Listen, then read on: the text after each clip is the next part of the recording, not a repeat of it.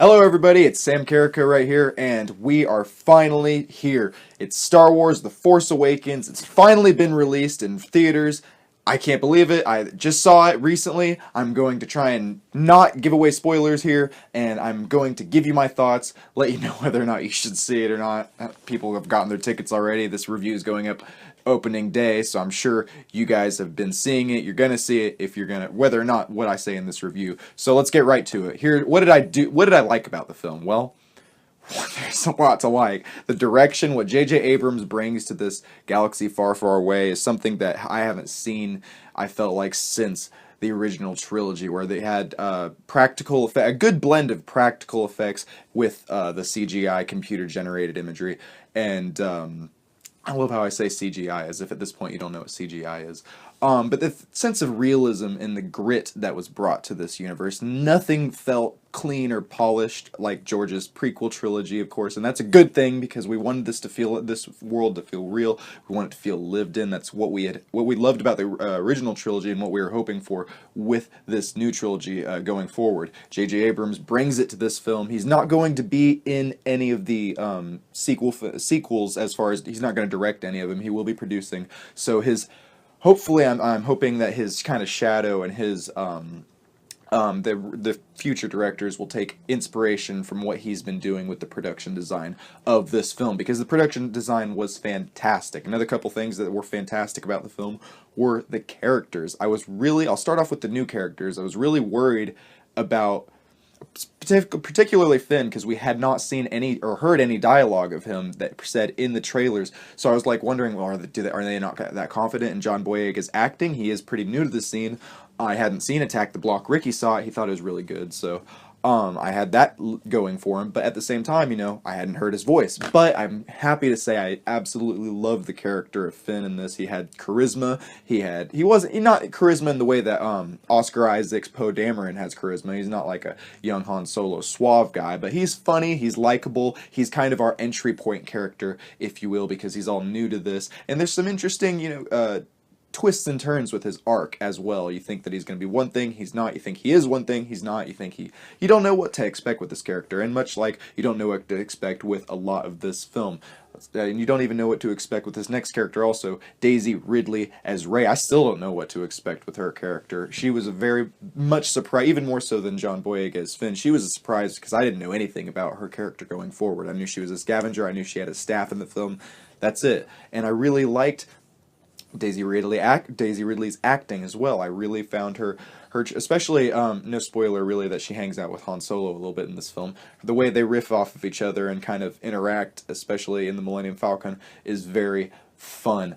Another newcomer, I guess, before I get to the originals, is Poe Dameron, is played by Oscar Isaac, like I mentioned earlier. Oscar Isaac, I just recently finally got around to seeing Ex Machina.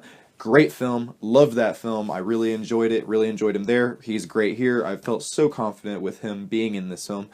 He's not in as much of it as I'd like. I know Casey, she's been on the film Fanclub show, she would probably prefer to see more of Oscar Isaac. But I feel like he is utilized well because the spotlight very much so is on Finn and Rey. This is their hero's journey. This is their arc. This is their movie, really. But that being said, we also get a lot of Han Solo and Chewbacca action. Han Solo is fantastic in this film. Harrison Ford's back. He's really leading the charge in this one on the hunt for, well, okay, I'm not going to give away too much. That was so cheesy. But no, he's really back in this role. I never felt like he was being Harrison Ford reading lines or saying lines. I felt like he was Han Solo. I'm watching Han Solo from A New Hope, Empire Strikes Back, Return of the Jedi. We're back in the Star Wars world, just adds to it. Chewbacca is great. Carrie Fisher as General Leia Organa, it was pretty great as well. It was really nice to see how far the characters come from being that damsel in distress that we found on the Death Star in A New Hope to now being general of the Resistance and a huge they're an important factor in the Republic. But there I say that there is a Republic in this film. Like, that might be a minor spoiler, I guess, but that will not ruin your experience of the film whatsoever, because it's just as big of a spoiler as saying there's still an Empire. The way that there is the battle between the Empire and the Republic, and the way that they explain that from Return of the Jedi and now, is a little you buy into it at the time, but when you think about it, it's kind of, well, what does that mean for how this has played out in the last 30 years? It kind of makes you wonder, the Empire's still there, so what did our heroes do right after Return of the Jedi? Just kind of give up? It's one of those things that you have to, suspension of disbelief is kind of important in some of the areas, and I can't really get into more of it because that would be getting into spoilers. Don't worry, nothing I've told you so far is a spoiler. It won't hinder your experience of the film whatsoever, because this film, there are so many different levels to it. There's Andy Serkis playing Supreme Leader Snoke. I'm not even going to get into that at all. There's Adam Driver, I'm sorry, I forgot his name. Adam Driver playing Kylo Ren. I can't really get into his character at all because I just gotta say, you're gonna love him. He is very much influenced by Darth Vader, but he's not Darth Vader. He very much differentiates himself from Darth Vader or any character that you thought he might have been based on your speculations or what you might have read in the expanded universe. He's not. He's not very conventional of a villain. He's a very fun, unique character. I think you guys will love him. I can't really get into any more about that. Luke Skywalker, can't even talk about it because that would be huge spoilers. Isn't that weird that talking about a single character is a huge spoiler? So, my basic impressions of the film, I gotta tell you right off the bat, this is so much better than the prequels, I gotta say, just because of the care and the, attention to detail that was really brought to the script, the production design, the acting, the direction, the cinematography, the music. Well, okay, I say the music, but I feel like the music in the prequels is a little bit better because I feel like there was just not anything Duel of the Fates-esque or nothing grand for John Williams to work with. He scored the film and he did it serviceably. That's all I can really say. But that's a minor complaint. This film, okay, and what did I maybe get transferring over into a couple things I didn't like. It very much mirrors A New Hope in a lot of ways. I did a video foreshadowing my fears about this, and it kind of confirmed a little bit.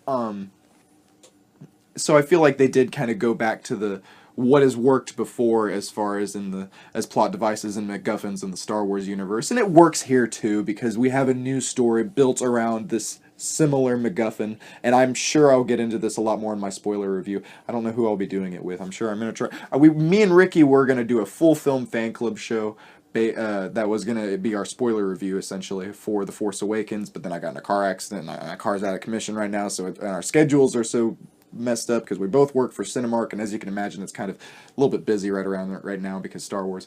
So our spoiler review is coming, but I'm not sure when yet. So this is gonna have to suffice. What are my overall? And I mentioned it reflects A New Hope a lot, but I feel like that won't be a problem going forward. They can't obviously keep going back to the old well.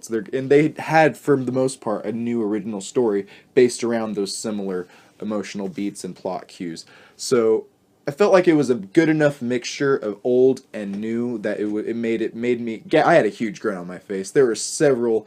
I was just saying off camera. There's several moments that just had me like that felt like Star Wars or that was a classic. They have minor spoiler, I guess. Somebody says I have a bad feeling about this, and it felt great. When they said that, because it was just like little things like that remind you we're back in that galaxy far, far away. Can't wait to return again for Star Wars Rogue One. We're just a year away from that. Isn't that weird to think about?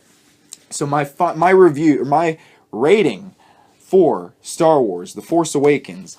It was a very good film. It lived up to a lot of what I imagined. There were a lot of things that I thought it would do that I didn't want it to do. It did do that. But it did it in a way that, despite doing something that I didn't want it to do, and I'll get more into this into the spoiler review, I still liked how they handled everything well enough that it made it a very good film. Not a perfect film. People are saying this is better than Return of the Jedi or some of the original. No, this is not anywhere near any of the original films, but it doesn't need to be. It just needs to be a good Star Wars film, and I'm really happy with a good Star Wars film. I'm going to give Star Wars: The Force Awakens 8 out of 10. Don't hate me for that, okay? I know I gave Steve Jobs and The Martian and Straight Outta Compton and a lot of other films, Mad Max Fury Road, Kingsman, a lot of other films higher scores, but I can't say, well, this has the Star Wars logo, so even though this story and this script and this plot is an 8 out of 10, because it has the Star Wars name on it, it immediately comes 9.5. That's just not fair. That's what people did with the prequels, and that's what you can't do with the sequels, because you have to leave your expectations at the door and judge each and every thing that maybe doesn't sit right with you as any other film. So it's an 8 out of 10. I had a great time though. I went to the Thursday night premiere with my Papa Larry, with my brother, with my dad. It was fantastic. We all had a great time. So 8 out of 10. There's so much more I want to say, but I'll save it for the spoiler review. You can find me on the various social media sites at Samuel D. Carrico, and I'll see you next time. Thanks, guys.